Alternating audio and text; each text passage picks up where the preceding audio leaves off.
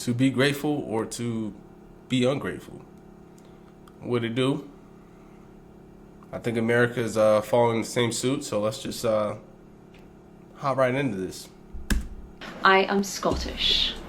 3/4 Scottish, 1/4 Irish, but I spent my whole life in Scotland and consider myself Scottish.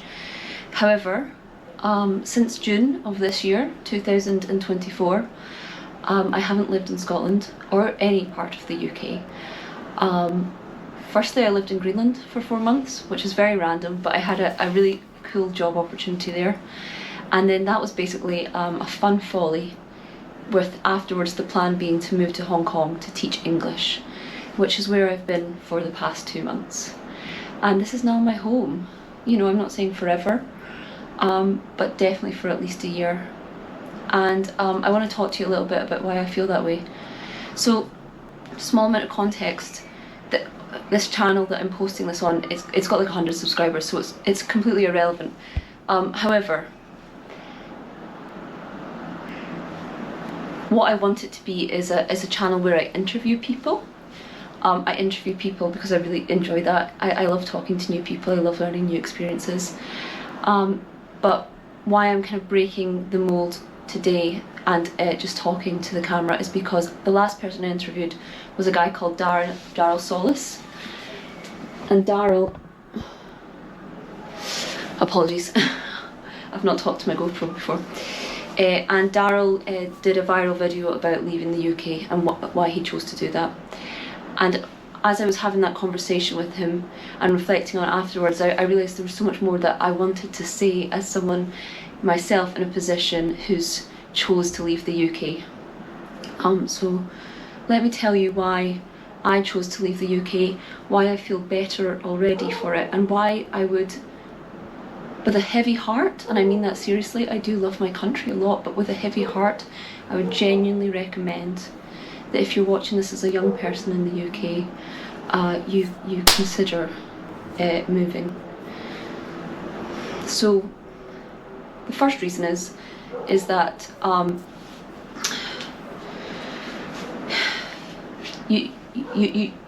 you're genuinely paid shit. Like, even if you American problem as well, but let's continue. think you're on a good wage, half of that goes in taxes. That's if you're on a really good wage, right? Damn, so they get taxed like 50%? So are the taxes higher in the UK? Sounds like they might be based on brackets. And if you're not on a good wage, the reason you don't pay half in taxes is because the government knows that you need that money literally to survive. So the money you're making isn't to have fun with, it's literally to get you through the month so that you can work for the next month. It sounds kind of like the same thing over here, right? So far tracking. We live in a country where if you try to better yourself by going to university, the interest you pay on your education means that it's basically guaranteed that for the rest of your working life, you're 10%, 9%, so 10% of that is going to be taken away from your salary. And if you're someone who isn't making that much to begin with, or did a degree that's completely vital for the economy, you might resent that for the rest of your life, 9% of your education but is taken away because of your education. Your choice to better yourself costs you so much money. And if you're like me, then you will have graduated but never had a graduate job. So you'll be paying 9% just for the experience, which quite frankly is bollocks because, you know, for me personally, So far tracking. I mean, let's be real. Most undergrads, most people who are, you know, got their undergraduate or bachelor's, whatever, they're not working the job they thought that they would end up working. Or it takes them fucking years to actually get that job. And they're definitely not getting it right out of college. Like, the only people that are really getting those dope-ass jobs right out of college is, like, either, you know, a rich mommy or daddy that, you know, knows an exact thing. It really is just people who knows it's just people who know people in in like a specific company, bro. Like that's nothing. Life is. But what I'm on about life is that it's not fair. If life was completely based on your merit, a lot of people would be in the positions that they're in. And I'm just keeping it a buck. Like life is not about merit. It's about who you know and who you blow. I mean, there's a reason that's a saying, right? Half of my experience of university was during COVID, so the experience wasn't there. But also just in terms of how I feel as someone with, you know, an okay amount of intelligence. I don't attribute much of what I've learned in life to my university experience at all. Because, I mean, it's fucking kind of pointless, bro. There's nothing, you're not really learning any real life skills in university or school in general. Like, nothing in this fucking school system or public school system actually taught you anything about fucking life. You know what I'm saying? Like, it's,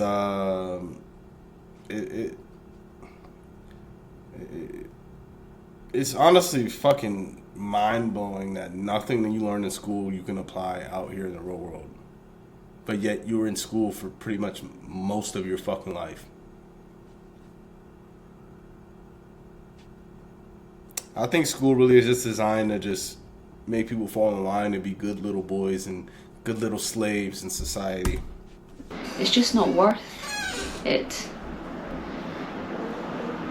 And that's obviously outside of reading, writing, and then basic math. Obviously, you need those skills. But outside of that, nothing else is really needed. It's very frustrating to owe a government so much money when you just don't feel that you've got much back in return. You know, and it's the same with taxes. Look, I grew up left-leaning. I'm still left-leaning in principle, in theory, but it's... If you can't see where your taxes are going, it's so stressful. It's so stressful that such a high percentage of your income can be taken away from you when you know what you could do with that to better your life. And in the process of bettering your life, better the lives of the people around you and society. Right. You know, if you could get a house and if you could, you know, invest in some skill sets, blah, blah, blah, with that money, that would be good for the economy. That would be good for your community. But instead, you throw it down a money hole. That's really what it feels like. I had poor mental health a few years ago, and I was told it was a priority that I get therapy. And I was put on a waiting list for therapy. That's another thing, bro. I feel like I need fucking therapy too, bro. And that's the problem, bro. I feel like a lot of people fucking, you know, they need therapy, bro. And at the end of the day, there's no wonder anxiety and depression's at an all-time fucking high. Because we live in a sick society. It's just, man.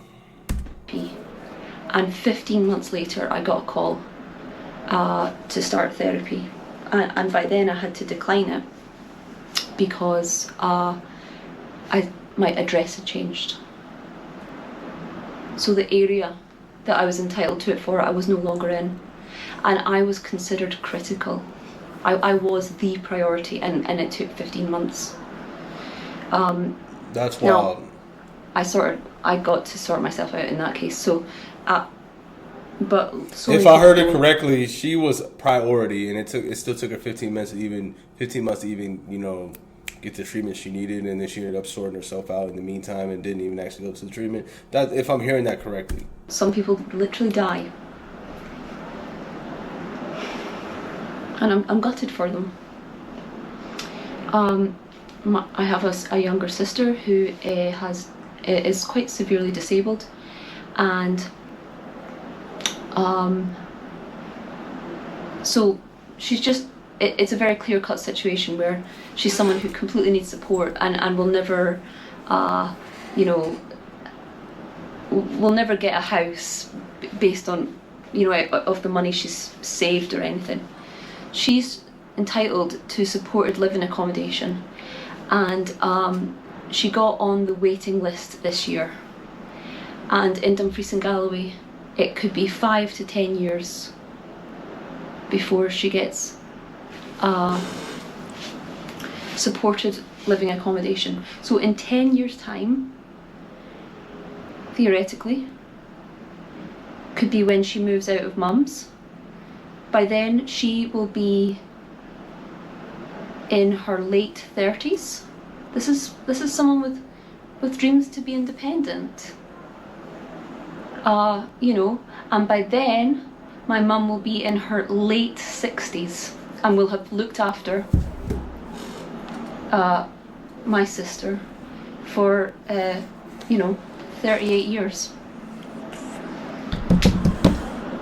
Obviously, you should be such a primary part of caring for your loved ones when they're sick or disabled.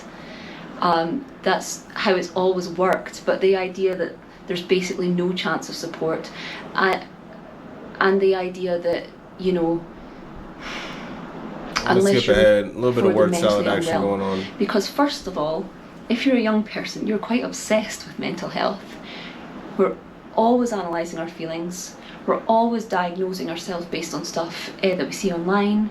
We're constantly talking about mental health. But we're stuck at that stage where we're over-analysing ourselves, but no real help is given. And that's the worst of both. What you want is that... Does therapy even really work anyways? Like, y'all let me know down in the comments. Like, anyone who actually really took a fair shot at therapy, does it even work? You get the opportunity to be self-aware, and you get the opportunity to explore who you are, vulnerabilities and all, but that you don't stay in that stage where you're kind of thinking, oh, who am I? What am I? Why do I feel like this? That stage is important because it then takes you to the next stage, which is action. But we don't get to have action when the NHS just can't support you. You have to, and I'm sorry to be blunt, you have to literally have a suicide attempt or something crazy before you're urgent enough that they can really prioritise you. And then what does it mean that, like, if they can even help you anyways? Even when that happens, does it mean that you get to make a full recovery and you're really looked after, and a thorough investigation into your mental health is done from a holistic perspective as well as a medical one? Exactly. Very unlikely. Yep. And if that's true for mental health, it will be true for physical health as well. I think because of these riots that happened this summer, it's just obvious that people are very unhappy. Now, depending on where you sit politically, you might feel that unhappiness is legitimately because of immigration. It's crazy, man. Immigration, Trump's cracking down on that shit right now, here in the U.S. But, I mean, like, immigration's actually a really, really big issue in the U.K. I even hear, the Somalis. The Somalis is, out there raping chicks and shit.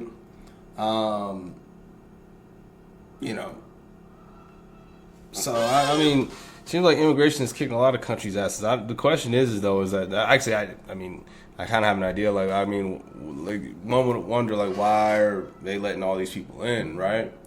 And not really enforcing it. Really, the left,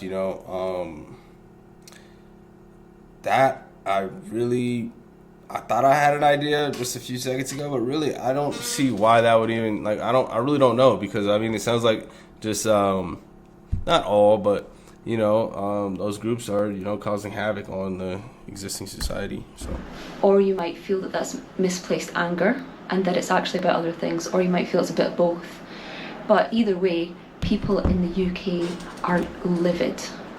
They're so angry because we were brought up being told we lived in one of the best countries in the world. Yeah, us too, but at the end of the day, bro, you kind of realize, what's really the best country in the world, bro? There's pros and cons to every country on this earth. I really don't believe there even is a best country in the world.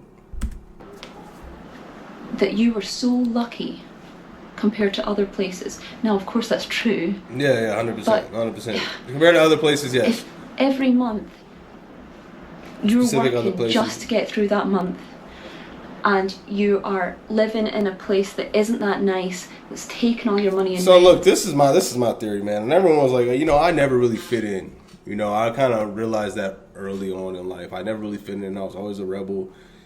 But I guess maybe gut feeling or intuition told me, like, bro, if you follow the path, the traditional path of society and follow what everyone else is doing, and just doing exactly what society recommends, it's just going to lead to a life of failure, bro, because you got to understand the adversary to you is the system.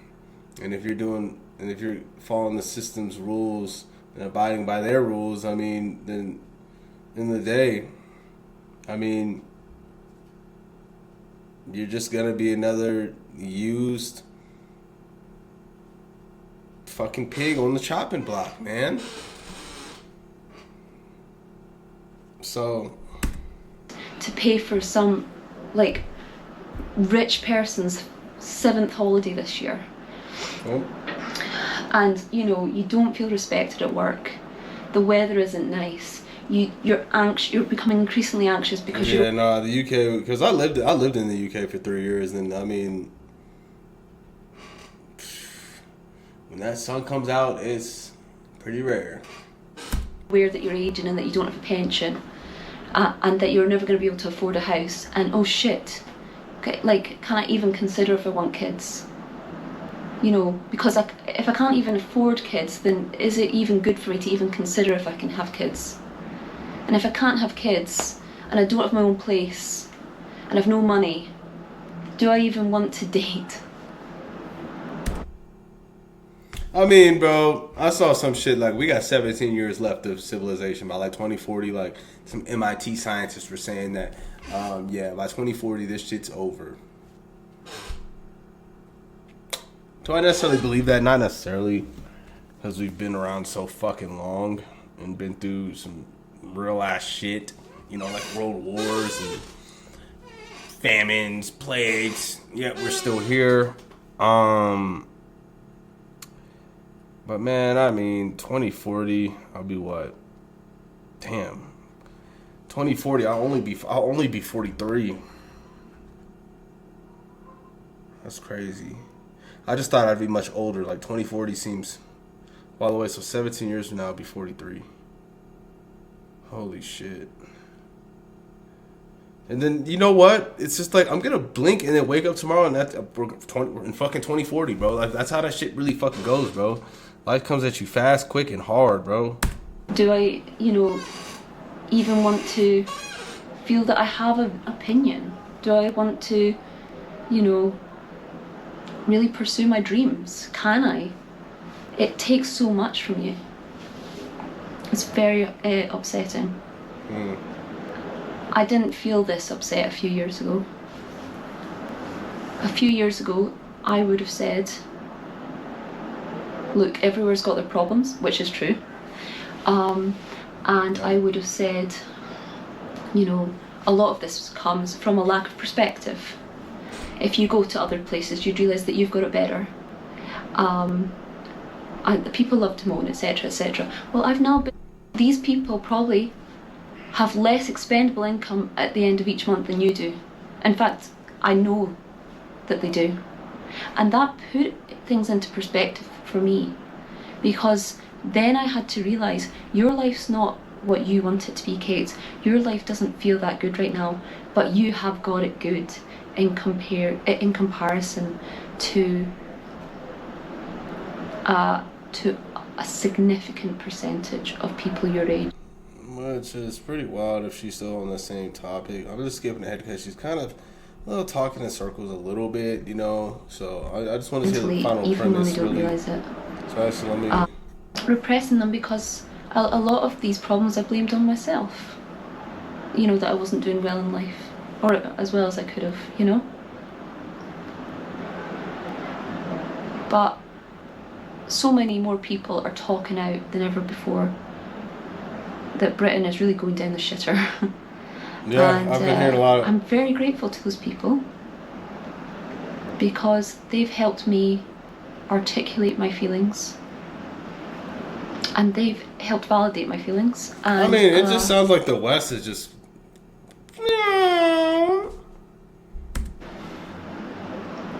They've also made me a little a little hopeful in that the more people that start talking about it, the more chance there's something that will actually be done about it. I don't know about that. Yeah, anyway, that's my 2 cents. Yeah, I don't know about that. I hate to break it to you, but yeah, nah.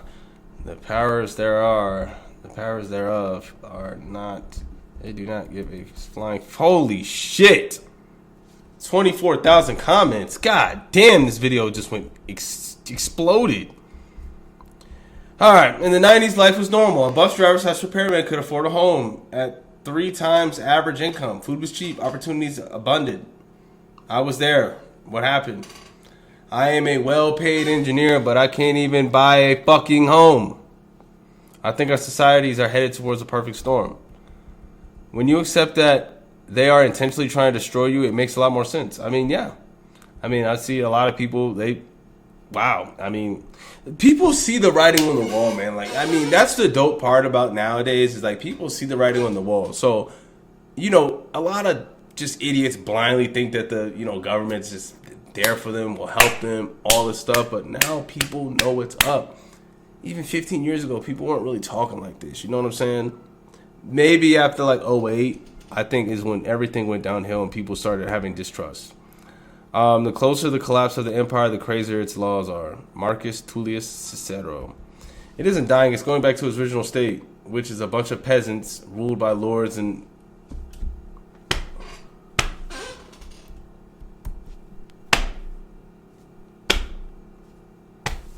Australia's pretty much the same. Kate, your concerns are shared globally. I'm from Colombia. It's very sad to hear first world countries live today like third world countries. Hopelessness is their weapon. Damn. Accepting thousands of people that contribute nothing but demand everything will have an impact. That's how it is in regards to immigration.